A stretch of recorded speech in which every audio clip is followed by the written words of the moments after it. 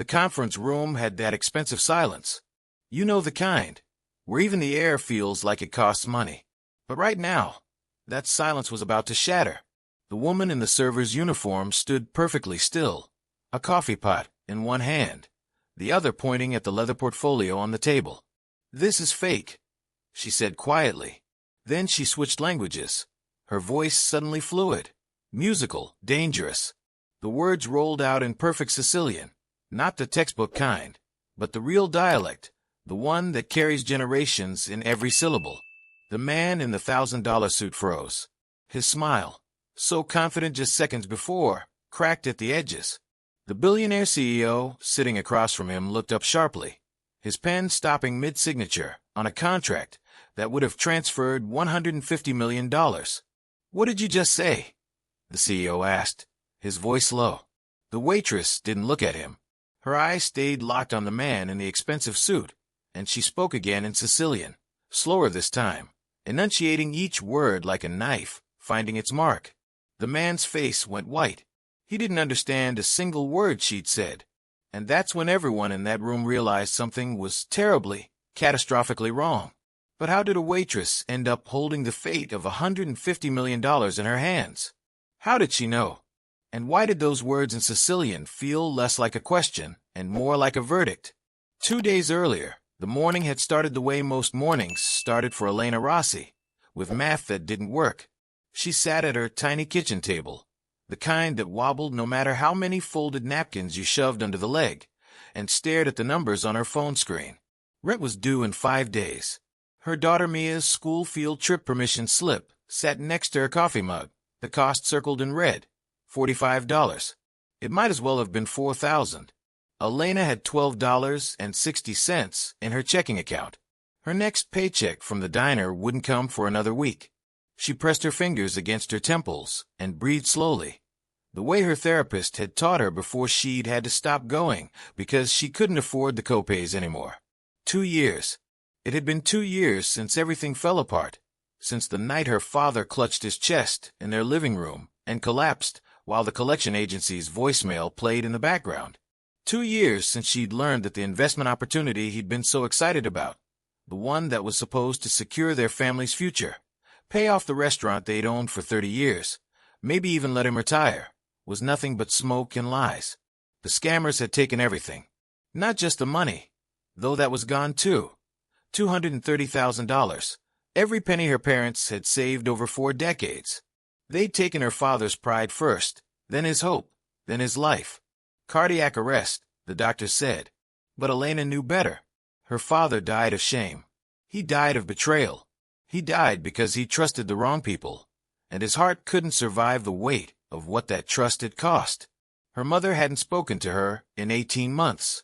Somewhere in the grief and the anger, her mother had decided that Elena should have stopped him, should have seen the signs, should have done something. It didn't matter that Elena had been finishing her business degree when it happened, that she'd been in another state, that she'd begged her father to wait, to let her review the documents.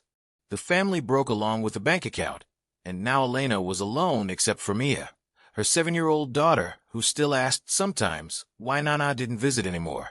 Elena worked at the Silver Pine Hotel and Conference Center now, serving coffee and clearing plates for people who spent more on lunch than she made in a week. She'd had to drop out of school. The business degree went unfinished. The restaurant her family had owned, Giovanni's, where she'd learned to make her father's osso buco, where she'd celebrated every birthday, every graduation, every milestone, was gone, sold to pay debts that shouldn't have existed. Some mornings, the weight of it all felt so heavy, she wasn't sure she could get out of bed. But then Mia would pad into her room, still rubbing sleep from her eyes, and Elena would remember why she had to keep going. She glanced at the clock. 6:45. Her shift started at 7:30, and the bus was always late. Elena grabbed her jacket, kissed Mia's forehead where she still slept in the bedroom they shared, and left a note for Mrs. Chin next door, who watched Mia before school. Another favor she couldn't quite afford to repay properly. Another kindness that made her feel small and grateful and ashamed all at once. The Silver Pine was busy that morning. Some tech billionaire was in town for meetings, and the hotel had gone into overdrive, trying to impress him. Elena had learned his name from the other servers. David Fitzgerald, founder and CEO of Fitzgerald Industries. Net worth somewhere north of $3 billion. She didn't care much about billionaires. In her experience, money didn't make people better. Sometimes it just made them better at hiding what they were. She was refilling water glasses in the breakfast area when she first saw them. 3 men in expensive suits, sitting in one of the private alcoves near the window. They had that look, polished, confident, the kind of men who spoke in percentages and projections. One of them was younger, maybe mid-30s, with perfectly styled hair and a watch that probably cost more than Elena's car. The other 2 were older, more reserved, but they all had the same energy. The energy of a pitch. The energy of a deal being made. Elena wouldn't have thought twice about them except for one thing. As she walked past their table, she heard a phrase. Just a fragment of conversation, barely audible over the ambient noise of the breakfast service. Exclusive partnership with the Sicilian Maritime Development Project. She almost dropped the water pitcher. Her hand tightened on the handle, and she forced herself to keep walking, to keep her face neutral, to breathe. That phrase. She'd heard it before. 2 years ago, in her parents' living room, she'd heard almost exactly those words on a glossy brochure that promised unprecedented returns on a Mediterranean shipping venture. The brochure had been fake. The company had been fake. The promises had been lies designed to extract money from people who'd worked their whole lives and wanted to believe that security was possible. Elena's heart hammered in her chest. It could be a coincidence. There were probably dozens of legitimate maritime projects in Sicily. Hundreds, maybe. It didn't mean anything. But her hands were shaking as she returned to the kitchen, and she couldn't shake the cold feeling that had settled in her stomach. Her father had been so excited about that investment. He'd talked about Sicilian trade routes, about European markets, about legacy and opportunity. He'd shown her charts and projections that looked so official, so real. And then it had all vanished. And the men who'd sold him those dreams had vanished with it, and there'd been no recourse, no justice, nothing but debt and grief. She tried to focus on her work, but her eyes kept drifting back to the 3 men in the alcove. The younger one did most of the talking, gesturing with his hands, his smile bright and persuasive. The other 2 nodded, asked questions, leaned in with interest. They had a leather portfolio open on the table, the kind with gold clasps that suggested importance. Documents were spread out between the coffee cups and pastry plates. Elena watched them the way you watch a storm building on the horizon, with the sick certainty that something bad is coming, even if you can't quite see it yet. And then David Fitzgerald walked in. Elena recognized him from the photos the hotel manager had shown the staff that morning. Tall, late 40s, with graying hair and the kind of tired eyes that suggested he didn't sleep as much as he should. He wore jeans and a simple button-down shirt, and he looked more like a college professor than a billionaire. One of the younger servers practically ran over to greet him, but Fitzgerald waved her off politely and headed straight for the alcove where the 3 men waited. They stood when he approached. Handshakes all around. Smiles. The energy shifted, became more focused, more intense. The younger man with the perfect hair pulled out a chair for Fitzgerald, and they all sat down. Elena found herself moving closer, pretending to check on nearby tables, refilling coffee for guests who didn't need refills. She needed to hear what they were saying. She needed to know if the cold dread in her stomach was justified or just paranoia born from trauma. "Appreciate you taking this meeting, Mr. Fitzgerald," the young man was saying. His voice was smooth, warm, the voice of someone who'd spent years learning how to make people trust him. "I know your time is incredibly valuable, but I think once you see what we're proposing, you'll understand why this opportunity is truly unprecedented." Unprecedented. Elena's jaw clenched. That had been one of their favorite words, too. The men who destroyed her family had loved that word. Unprecedented returns. Unprecedented access. Unprecedented opportunity. Fitzgerald leaned back in his chair, his expression neutral but interested. "I've done some preliminary research on Mediterranean shipping ventures. The market's saturated. What makes your project different?" "That's exactly the right question," the young man said, and he pulled a document from the leather portfolio. Elena could see it from where she stood, thick paper, embossed letterhead, the kind of document that screamed legitimacy. What makes us different is our partnership structure. We're not just talking about shipping contracts.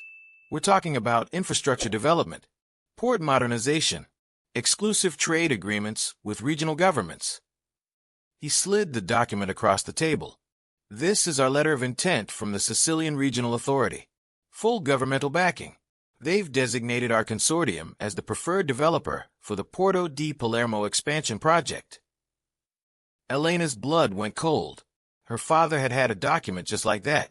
Official letterhead, government seals, signatures from people with impressive titles. It had all looked so real. She'd even looked up some of the names online afterward, trying to understand how it had happened. Some of the people listed on the documents actually existed. Some held real positions. But they'd never signed anything. The scammers had forged their signatures, had copied their official seals, had built an entire facade of legitimacy that crumbled the moment anyone tried to verify it. She watched as Fitzgerald picked up the document, his eyes scanning the text. He was being careful. She could tell. He wasn't just accepting things at face value. But the document looked so convincing. The men across from him looked so confident. And that was the genius of it, wasn't it? The scam worked because it looked exactly like what a real opportunity would look like. The only difference was in the details. You couldn't verify until it was too late. The investment structure is straightforward, one of the older men said, speaking up for the first time. He had a slight accent, something European but hard to place. We're seeking strategic partners for the development phase. The total project budget is 800 million euros. We're offering a limited number of equity positions to qualified investors. The minimum commitment is $150 million, which secures a 12% equity stake and a guaranteed board seat. $150 million. Elena felt dizzy. Her father had lost $230,000, and it had killed him. This man was about to lose almost 1,000 times that amount, and he had no idea. He was sitting there, drinking coffee, reviewing documents that looked official and legitimate and real, and he had absolutely no idea that the men across from him were predators. The timeline is aggressive, the young man continued. We break ground in 6 months, which means we need commitment from our anchor partners within the next 2 weeks. I know that's fast, Mr. Fitzgerald, but the regulatory window is narrow. If we miss it, the opportunity closes. He leaned forward, his expression earnest, almost intimate. I'm going to be honest with you. We've had interest from 3 other groups at your level, but you were my first call because I followed your work, and I think there's a philosophical alignment here. You've always been someone who sees around corners, who moves while others hesitate. This is one of those moments. Elena knew that tactic. Create urgency. Make it exclusive. Appeal to ego. Don't give the target time to think, to question, to verify.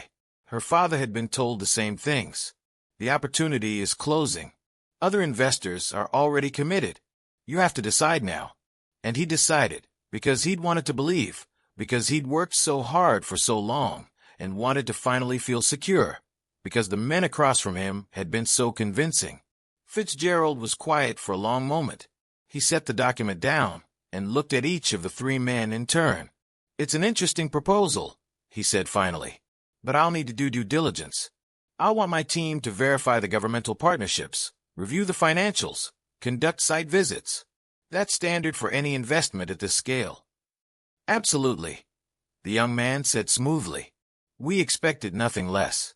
We have a complete data room prepared. Financial projections, engineering reports, legal documentation, everything you'd need. The only constraint is timing. As I mentioned, the regulatory approval window is tight.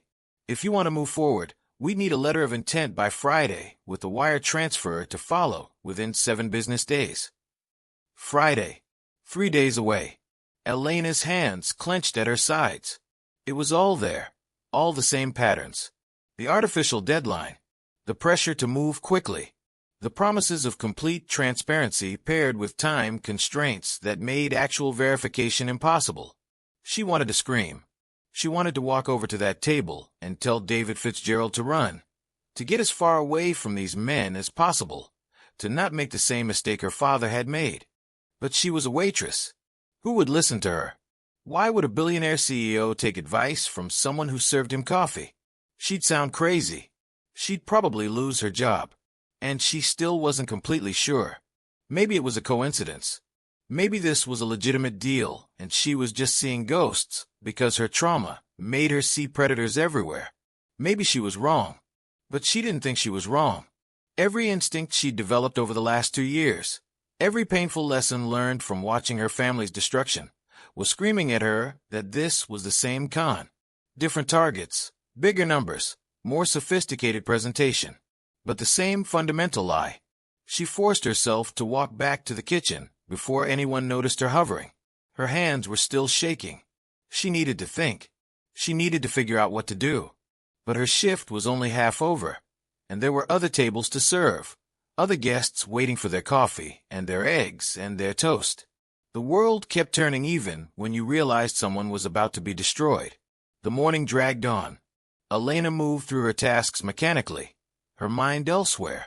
She kept glancing toward the alcove, where Fitzgerald and the 3 men continued their meeting. At one point, she saw them all laughing at something, the atmosphere warm and collegial. Her stomach churned. That was part of it, too. Make it feel good. Make it feel like friendship, like partnership, like you're being invited into an exclusive club. Her father had liked the men who'd scammed him. He'd talked about them with admiration, had called one of them a friend. That had made the betrayal so much worse. Around 11, the meeting finally broke up. The men all shook hands again. The young man with the perfect hair gave Fitzgerald a business card, and they exchanged a few more words Elena couldn't hear. Then Fitzgerald left, and the 3 men remained at the table, ordering lunch, their demeanor relaxed and satisfied. They looked like men who'd just won something. Elena felt sick. She approached their table carefully, professional smile fixed in place. "Can I get you gentlemen anything else?" The young man looked up at her, and his smile was dazzling, completely charming. "Just a check when you get a chance. And thank you. The service has been excellent today." She nodded and started to turn away, but something made her pause. A reckless impulse, the kind that comes from grief and anger that's had nowhere to go for 2 years. "I couldn't help but overhear a bit of your meeting," she said, keeping her voice light, conversational. "The Sicilian maritime project sounds fascinating. Do you do a lot of work in Sicily?" The young man's smile didn't falter, but something shifted in his eyes. A brief calculation, a quick assessment of whether she mattered. "We do," he said smoothly. "It's a beautiful region with incredible potential. Are you familiar with it?"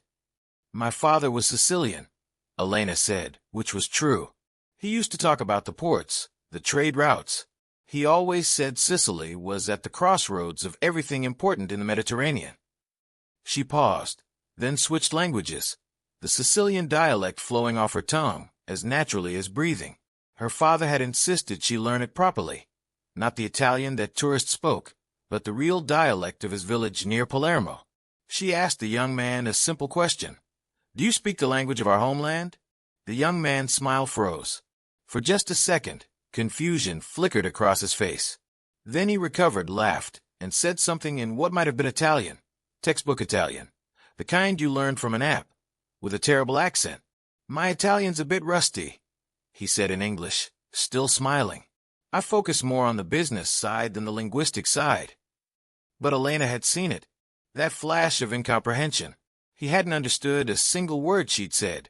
A man claiming to have deep partnerships with Sicilian regional authorities, claiming to be developing major infrastructure in Sicily, didn't understand the language, couldn't even recognize it when he heard it.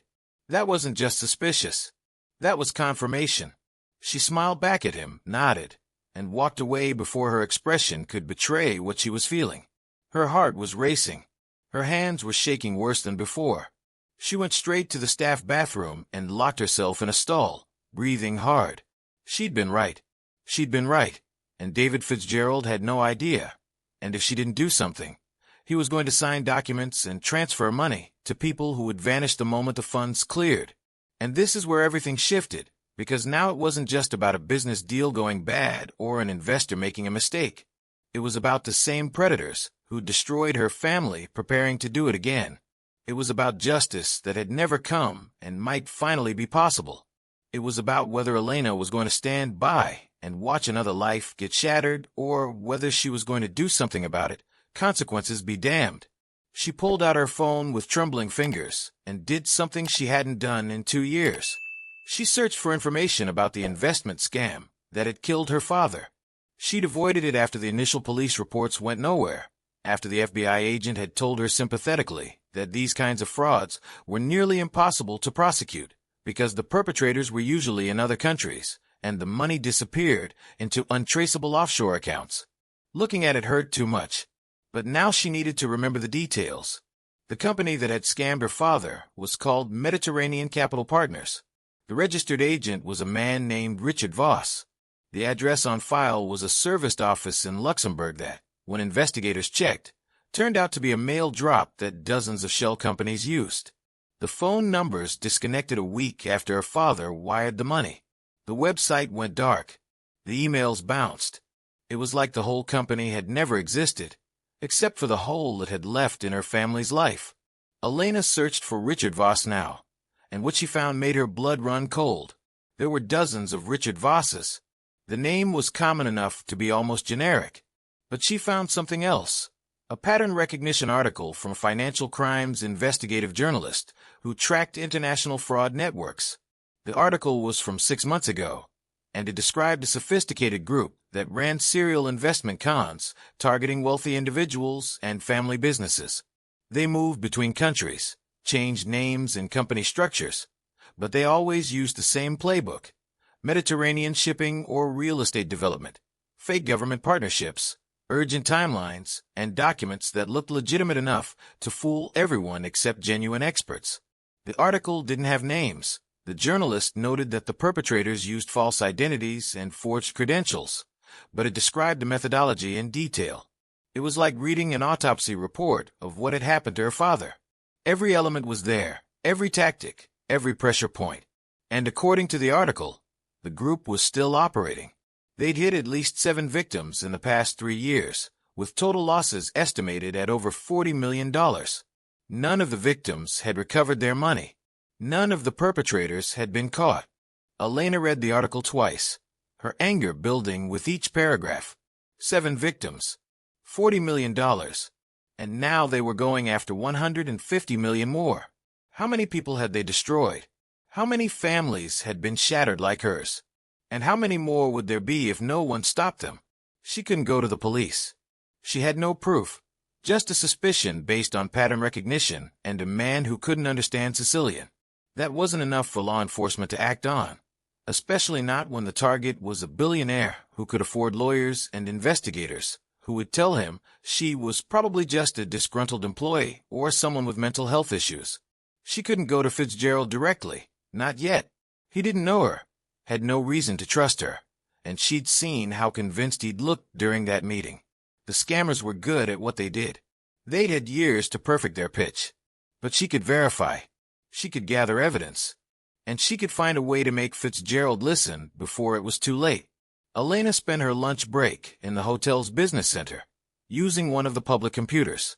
She searched for the Sicilian Regional Authority, found their official website, and started digging. The Porto di Palermo expansion project was real. There actually was a port development initiative underway.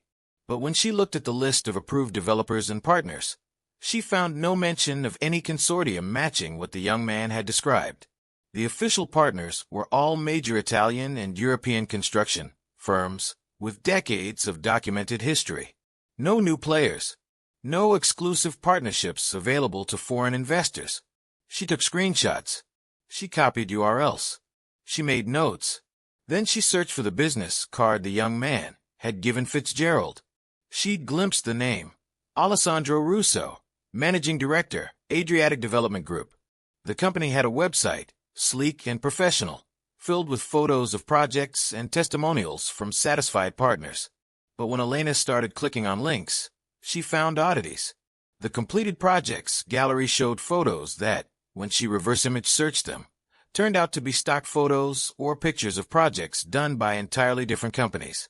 The testimonials came from people whose names, when she searched for them, didn't appear anywhere else online. The About Us section was vague about founding dates and history. The office addresses listed were in major European cities, but when she checked them on Google Street View, they were serviced office buildings or executive suite rentals, the same kind of setup Richard Voss had used. It was all fake. All of it. The websites, the documents, the credentials, everything. It was an elaborate facade designed to look real enough to fool someone who was being rushed, who was being pressured to make a decision quickly, who wanted to believe that the opportunity was genuine. Elena printed everything she could. The hotel business sent her charged by the page, and she watched her meager cash reserves dwindle as the printer churned out page after page of evidence. But she needed this. She needed proof that was more than just her word against theirs. Her shift ended at 3. She should have gone home to relieve Mrs. Chun and spend the afternoon with Mia. But instead, Elena went back to the main floor and positioned herself where she could watch the conference room schedule board. The hotel booked meeting rooms by the hour, and the staff kept a digital display updated with which rooms were reserved and by whom. She needed to know if Fitzgerald was coming back. She needed to know when the next meeting would happen. At 4:15, she got her answer. David Fitzgerald was scheduled in conference room C tomorrow at 10 a.m. The reservation was under Alessandro Russo's name. 2 hours blocked off. That would be when they'd push for the signature, Elena realized. They'd had a day to let Fitzgerald think things over, to let the excitement build, to make him feel like he'd made the decision himself. Now they'd come back with the final documents and the wire transfer instructions, and all the urgency they could manufacture. She had less than 24 hours, and she still had no plan for how to make a billionaire listen to a waitress. That night, Elena sat at her kitchen table long after Mia had gone to bed. The papers she'd printed were spread out in front of her, and she kept reading through them, trying to figure out the best approach. She could try to intercept Fitzgerald before the meeting, pull him aside, show him what she'd found. But would he listen? Would he see her as credible or as some kind of conspiracy theorist? The scammers had spent hours building trust with him. She'd have minutes at most, and she'd be fighting against every instinct that told successful people to trust other successful-looking people and dismiss the concerns of service workers. She could try to alert hotel security, claim there was something illegal happening. But on what grounds? She wasn't a financial expert. She couldn't prove the documents were fake without forensic analysis. She'd just look paranoid, and she'd probably get fired for making unfounded accusations about guests. She could try to contact Fitzgerald's company directly, but she didn't even know how to reach the right people. And even if she did, why would they believe her? They probably got dozens of random calls every day from people claiming to have important information. She'd be screened out by the first assistant who answered. Elena put her head in her hands. She felt helpless and furious and terrified all at once. She'd found the predators who'd destroyed her family. Or at least, she'd found people running the exact same scam. She had a chance to stop them, to save someone else from the pain she'd endured. But she was one person with no power, no connections, no credibility. Just a waitress with a stack of printed papers and a dead father who'd taught her to speak Sicilian. Sicilian. The language. That was the opening. That was the crack in their facade she could exploit. Alessandro Russo had claimed deep connections to Sicily, had presented documents allegedly from Sicilian authorities, had built his entire pitch around a Sicilian project. But he couldn't understand the language. That single moment of incomprehension was proof of fraud more concrete than anything else she had, because no one who actually worked extensively in Sicily, who had real partnerships with regional authorities, who was developing major infrastructure projects there, would fail to understand the local dialect. It wasn't possible.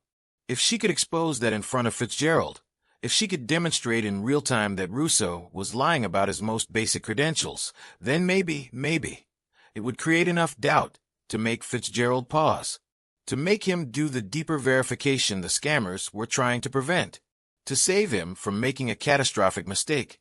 Elena knew what she had to do. It was risky. It could backfire spectacularly. She could lose her job. She could make herself look insane. But she had to try. For her father. For herself. For all the other victims who'd never gotten justice. The next morning, Elena arrived at work 30 minutes early. She'd barely slept. She'd spent half the night rehearsing what she'd say, how she'd approach it, trying to anticipate every way it could go wrong. She dressed carefully, choosing her most professional-looking uniform, making sure her hair was neat, her appearance beyond reproach. She needed to look as credible as possible for what she was about to do. At 9:45, she positioned herself near conference room C. She had a coffee service ready on a cart. She'd volunteered to handle the beverage service for the meeting, claiming one of the other servers had called in sick. Her supervisor had been grateful for the offer. He had no idea Elena had an agenda beyond serving coffee. At 9:58, Alessandro Russo arrived with his two colleagues. They looked confident, relaxed, men who knew how the morning was going to go. Russo had a leather briefcase, presumably containing all the documents that would seal the deal. They entered the conference room and began setting up, arranging papers on the table, opening laptops. At 10:03, David Fitzgerald walked in. Elena's heart was pounding so hard, she was sure everyone could hear it. This was it. This was her only chance. She waited 5 minutes, giving them time to exchange pleasantries and settle in. Then she knocked softly on the door and entered with her coffee cart, professional smile in place. "Good morning, gentlemen. I've brought coffee service. How does everyone take theirs?" She poured carefully, listening as they made small talk about traffic and weather and the hotel's accommodations. Fitzgerald took his black. Russo wanted cream and sugar. The other two men accepted their cups with nods of thanks.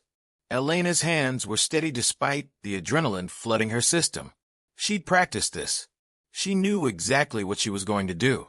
As she set down the coffee pot, Russo pulled a document from his briefcase. "Mr. Fitzgerald, I think you're going to be very excited about what we've prepared. This is the letter of intent, already approved by our legal team.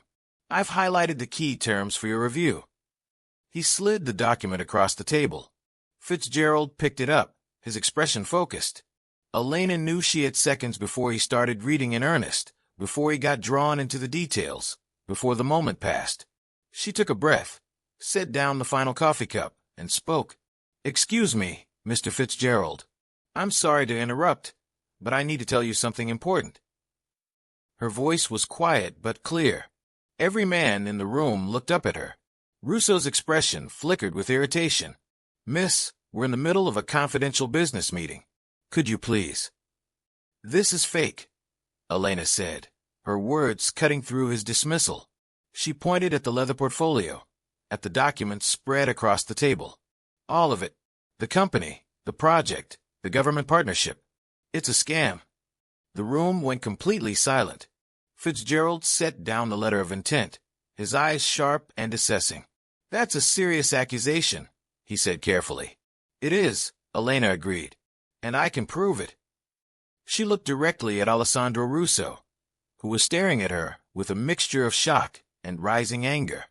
"Mr. Russo, you've told Mr. Fitzgerald that you have extensive partnerships in Sicily, that you're working closely with the regional authorities there, that you're developing the Porto di Palermo expansion project." "I don't see how that's any concern of yours," Russo said coldly, "and I'd suggest you be very careful about making defamatory statements. We have lawyers." "I'm sure you do," Elena said. Her heart was still pounding, but her voice was steady now. She'd committed. There was no backing out. "But if you really have those partnerships, if you really work in Sicily, then surely you speak the language. Surely you understand the people you're doing business with." She switched to Sicilian, her father's dialect flowing naturally. She kept her eyes on Russo as she spoke, enunciating clearly. She told him that she knew what he was, that he was a thief and a liar, that he destroyed her family, and she wouldn't let him destroy anyone else. She asked him where he was really from, what his real name was, how many people he'd hurt. She spoke for almost 30 seconds, every word in perfect Sicilian, the kind that only comes from growing up with it, from hearing it at the dinner table and at family gatherings and in lullabies. And Alessandro Russo's face went white. He stared at her, his mouth slightly open, and he didn't say a single word, because he didn't understand. He had no idea what she'd just said. Fitzgerald was watching intently now, his gaze moving between Elena and Russo. "Mr. Russo," he said slowly, "would you like to respond to what she just said?" Russo tried to recover. He laughed, though it sounded forced. I don't speak dialect. I work in Italian and English, like any professional. This is absurd. Mr. Fitzgerald, I apologize for this interruption. This woman is clearly... I asked you a simple question in Sicilian. Elena interrupted. She looked at Fitzgerald. Not Italian. Sicilian. The actual dialect spoken in the region, where he claims to be developing a €100 million project. I asked him about his partnerships, about the regional authorities he's supposedly working with, about basic details of the Porto di Palermo project. She paused. He didn't understand a single word. A man with deep Sicilian business connections, who's supposedly been working on infrastructure development there for years, doesn't understand the language. One of the other men at the table spoke up, his voice sharp with indignation. This is outrageous. You can't judge someone's business credentials based on whether they speak a regional dialect. Mr. Russo conducts business in Italian and English, which are the languages of international commerce. This is a deliberate disruption. Then let me show you something else, Elena said. She pulled the papers from her apron pocket, the ones she'd printed yesterday. Her hands were shaking now, but she forced herself to stay calm. This is the official website of the Sicilian Regional Authority. This is their list of approved partners for the Porto di Palermo expansion. Adriatic Development Group isn't on it. In fact, I called their offices yesterday afternoon. They've never heard of Adriatic Development Group. They've never heard of Alessandro Russo. She spread the papers on the table. These are reverse image searches of the photos on your company website. They're stock photos and pictures of projects done by other companies. These are the business addresses you list. They're serviced office rentals, the same kind used by shell companies. Everything about your company is fake. Russo stood up abruptly, his chair scraping against the floor. This is slander. This is... I don't know what kind of game you're playing, but... It's not a game, Elena said, and her voice was hard now, all the rage and grief of the last 2 years pouring into her words. It's the same scam you've been running for years. Mediterranean development projects. Fake government partnerships. Urgent timelines. Documents that look legitimate until someone actually verifies them. You target successful people, rush them into decisions, and disappear with their money before they realize what happened. She turned to Fitzgerald. 2 years ago, this same scam destroyed my family. My father invested his life savings, everything he had, into what he thought was a legitimate Mediterranean shipping partnership. The company was called Mediterranean Capital Partners. The documents looked exactly like these. Official letterheads, government seals, everything perfect. But it was all fake. My father lost everything. The stress killed him. Heart attack while collection agencies were calling. Her voice cracked slightly, but she kept going. I recognized the pattern as soon as I heard their pitch to you yesterday. Every detail is the same. Different names, bigger numbers, but the exact same con. Fitzgerald's expression had gone from skeptical to intensely focused. He picked up one of the papers Elena had provided, studying it carefully. Then he looked at Russo, his eyes cold. Mr. Russo, I think we're done here. You're going to take the word of a waitress over documented business partners. Russo's voice had risen, the smooth charm completely gone now. This is insane. We have investors. We have references. We have... You have fake documents and a company website built on stock photos, Fitzgerald said flatly. He stood up, gathering the papers Elena had brought. I'll be conducting a thorough investigation. And if even half of what she's saying is true, I'll make sure appropriate authorities are notified. The 3 men exchanged glances. Elena could see the calculation happening. The moment they realized the con had failed, and they needed to decide whether to keep pushing or cut their losses. Russo made one more attempt. Mr. Fitzgerald, if you'd just let us show you. We're done, Fitzgerald repeated. His voice had a finality that left no room for argument. I'd suggest you leave. Now, for a moment, Elena thought they might try something desperate. Russo's jaw was clenched, and the other 2 men looked dangerous in a way they hadn't before. But Fitzgerald pulled out his phone and said calmly, "Should I call hotel security? Or are you gentlemen capable of leaving on your own?" They left. Russo grabbed his briefcase. his movements jerky, with suppressed fury. The other two men followed, and within 30 seconds the conference room was empty except for Elena and Fitzgerald. The silence felt enormous. Elena's legs were shaking so badly, she thought she might collapse. The adrenaline was wearing off, leaving her feeling hollow and slightly sick. She'd done it. She'd actually done it. But now she was standing in a conference room with a billionaire she'd just saved from a massive fraud, and she had no idea what happened next. Fitzgerald looked at her for a long moment. Then he said quietly, "What's your name?" "Elena Rossi." "Elena." He glanced down at the paper she'd brought, then back at her.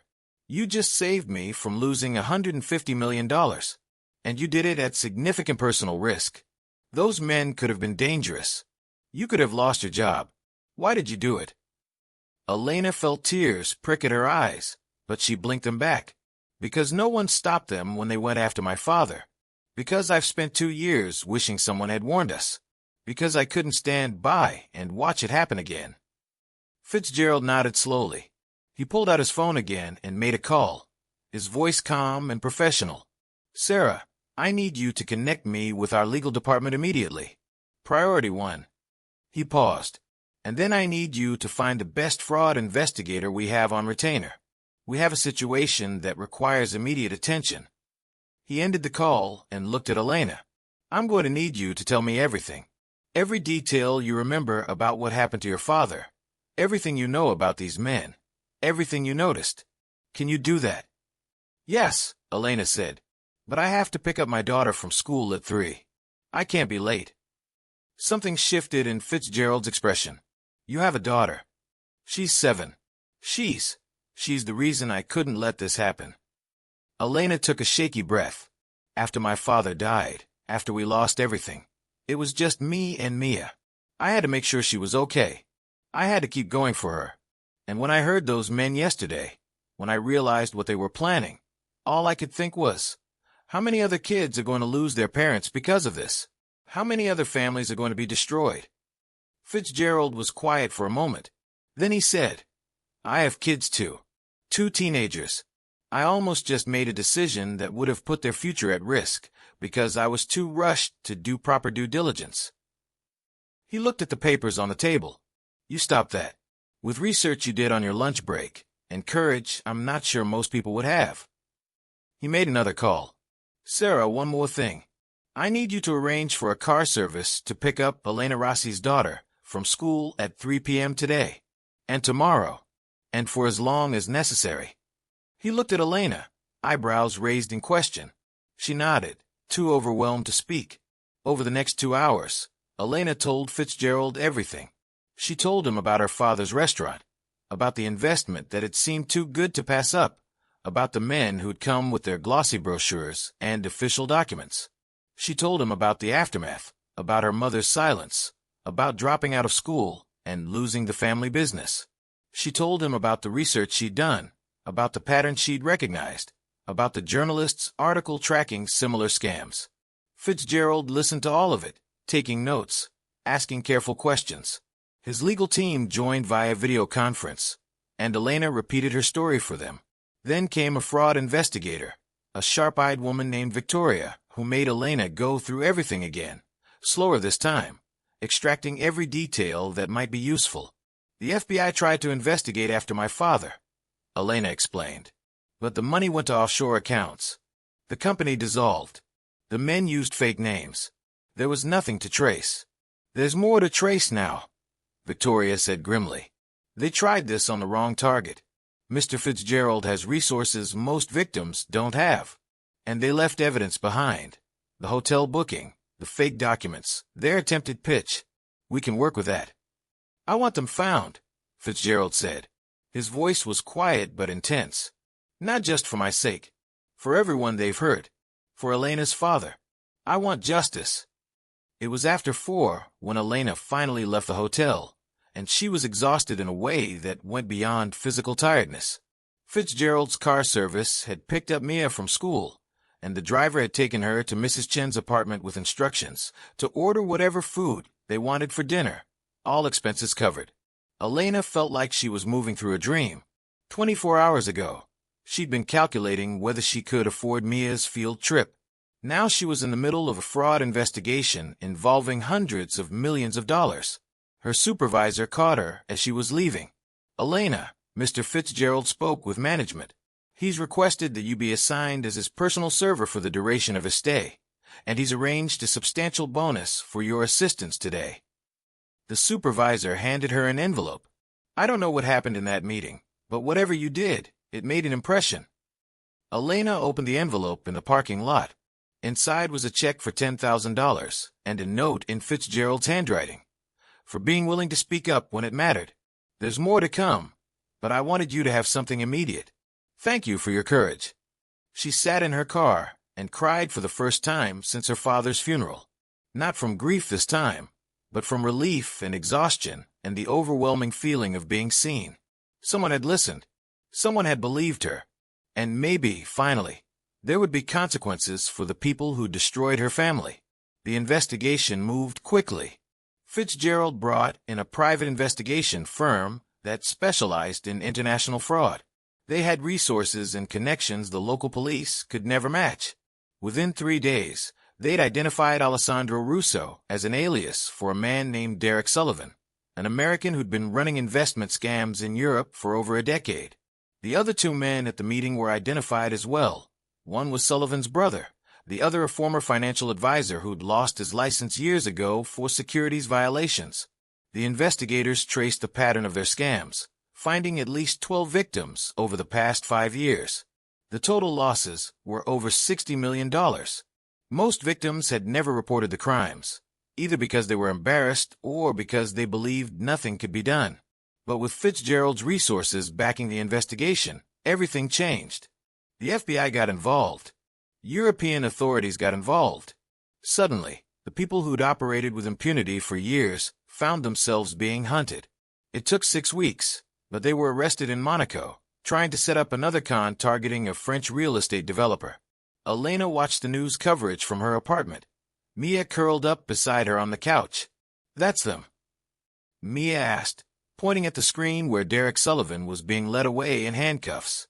"That's them," Elena confirmed. Her voice was steady. "That's the bad men who hurt Grandpa. Did they go to jail?" "They're going to," Elena said. Finally, the arrests made international news. The investigation uncovered the full scope of the fraud network, shell companies in 6 countries, money laundered through cryptocurrency and offshore accounts, forged documents, and fake credentials. Elena's testimony was crucial. She was able to identify the exact methodology that connected Sullivan's recent operation to the scam that had targeted her father. The FBI agent who'd originally investigated her father's case called to apologize for not being able to help at the time and to thank her for breaking the case open. Fitzgerald stayed in touch throughout. He'd returned to his headquarters, but he called Elena regularly with updates.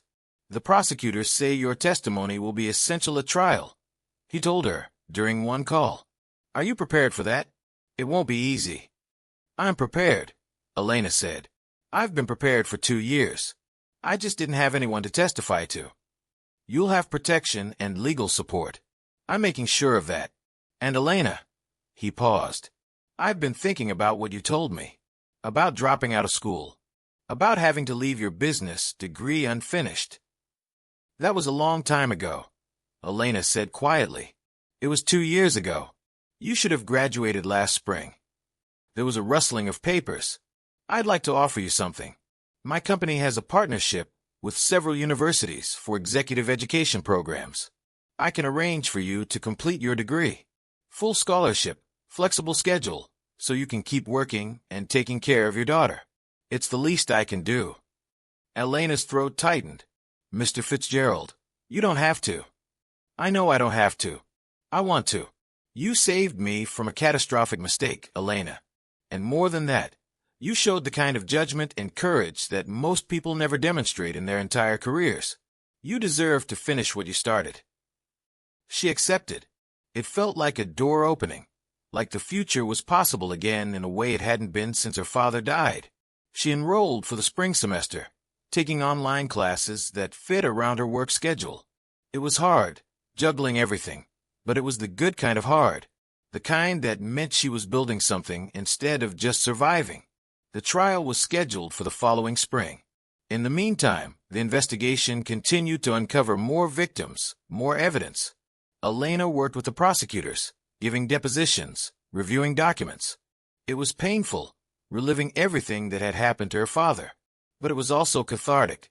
She was finally able to tell the full story, to have it documented and believed. Fitzgerald offered her a job. "When you finish your degree," he said, "I'd like you to consider joining Fitzgerald Industries. We're creating a new division focused on fraud prevention and due diligence. I want someone who understands how these scams work, who has the instinct to recognize the patterns. Someone who won't be afraid to speak up even when it's difficult. That's you, Elena." She didn't have to think about it for long. "Yes," she said, "I'd like that." On the day of the trial's opening statements, Elena wore a suit Fitzgerald's assistant had helped her pick out. Professional, confident, the armor of someone who had every right to be there. She sat in the courtroom and watched as Derek Sullivan and his accomplices were let in, wearing prison jumpsuits instead of $1,000 suits. They looked smaller now, diminished. The confidence and charm were gone. The prosecutor laid out the case methodically. 12 victims. $63 million stolen. Years of deliberate fraud. A network of deceit that had destroyed lives and families. And then the prosecutor called Elena to the stand. She told her story clearly, without drama, just the facts of what had happened. She described her father's excitement about the investment, his trust in the men who'd approached him, the documents that had looked so legitimate. She described the collection calls that started coming when the money disappeared, the stress that killed her father, the aftermath that shattered her family. And then she described recognizing the same pattern when she overheard the pitch to Fitzgerald, the research she'd done, the moment she'd exposed Sullivan's fraud by speaking Sicilian he couldn't understand. Sullivan's lawyer tried to discredit her, suggested she was motivated by revenge, that she'd fabricated connections that didn't exist. But the evidence was overwhelming. The forensic analysis of the documents, the testimony from other victims who'd experienced identical scams, the money trails investigators had finally unraveled. Elena's testimony wasn't the only evidence, but it was the testimony that tied everything together, that showed the pattern, that made the jury understand this wasn't a series of business deals gone bad, but a deliberate, systematic destruction of people's lives. The verdict came back guilty on all counts. Sullivan got 15 years. His accomplices got 10 and 12. It wasn't enough to undo the damage they caused, but it was something. It was justice, finally, after years of none. Elena stood outside the courthouse afterward, the spring sun warm on her face. Other victims approached her, thanking her for speaking up, for making the connections that had brought the case together. One woman, who'd lost her family's farm to Sullivan's schemes, hugged her tightly and whispered, "You did what none of us could do. You stopped them." Fitzgerald was there too. He'd flown in specifically for the verdict. "How do you feel?" he asked Elena. "Tired," she said honestly, "but good. Like I can finally breathe properly for the first time in 2 years. Your father would be proud of you." Elena felt tears prick her eyes, but she smiled through them. "I hope so. I think he would be." 6 months later, Elena graduated with her business degree. Mia was in the audience, sitting next to Mrs. Chun and a few friends from the hotel who'd become family over the years. Fitzgerald was there too, along with his wife and teenagers. When Elena's name was called, the applause was thunderous. She started her new job the following Monday, Director of Fraud Prevention at Fitzgerald Industries. It came with a real salary, benefits, the kind of security she'd never imagined having again. Her first project was developing a training program to help companies and investors recognize the warning signs of sophisticated financial fraud. She drew on everything she'd learned, everything she'd experienced. She made sure the program emphasized one crucial message: trust your instincts. If something feels wrong, if the pressure feels artificial, if someone can't answer basic questions about their supposed expertise, pay attention to that feeling. It might save your life. Elena thought about her father every day. The grief didn't go away, but it changed shape. Instead of just loss, it became motivation. Instead of just pain, it became purpose. She was doing work that would have made him proud. She was protecting people the way she'd wished someone had protected him. On the second anniversary of his death, Elena and Mia visited his grave. They brought flowers, the bright yellow ones he'd loved. Elena told him about the trial, about the verdict, about her new job. "I got them, Papa," she whispered. "It took a while, but I got them. And they can't hurt anyone else now." Mia held her hand. "Grandpa would be happy, right, Mama?" "Yes, baby. He'd be very happy." As they walked back to the car, Elena thought about that morning in the hotel conference room, that moment when she'd made the choice to speak up despite every reason not to. It had seemed so small at the time. Just a waitress interrupting a business meeting. Just a few words in Sicilian. Just one person refusing to stay silent. But small actions could change everything.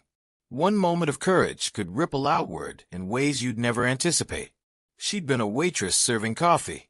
Now she was protecting people from predators. She'd been drowning in grief and debt. Now she was building a future for her daughter. She'd been powerless. Now she had a voice that people listened to. All because she'd refused to let the same thing happen to someone else that had happened to her father. All because she'd recognized a pattern and spoken up. All because she'd remembered that sometimes the most important thing you can do is tell the truth, even when it's difficult, even when you're afraid, even when you're just one person against people with all the power. The sunset painted the sky in shades of gold and pink as Elena drove home. Mia chatted happily about her day at school, about the new friend she'd made, about the field trip next week she was excited about. Normal life. Good life. The kind of life Elena's father had worked so hard to give his family. The kind he'd wanted them to have. "Mama," Mia said suddenly, "are you happy?" Elena thought about it. Really thought about it. The grief was still there. The scars remained. But underneath that, something else had grown. A sense of purpose, of meaning, of having turned something terrible into something good. "Yes, sweetheart," she said softly. "I think I am." That night, after Mia was asleep, Elena sat at her kitchen table with a cup of tea. The same table where she'd once counted out $12.60 and wondered how she'd survive. She thought about the journey, from that morning to this one. About the man in the expensive suit who'd claimed to be someone he wasn't. About the simple test of language that had exposed the lie.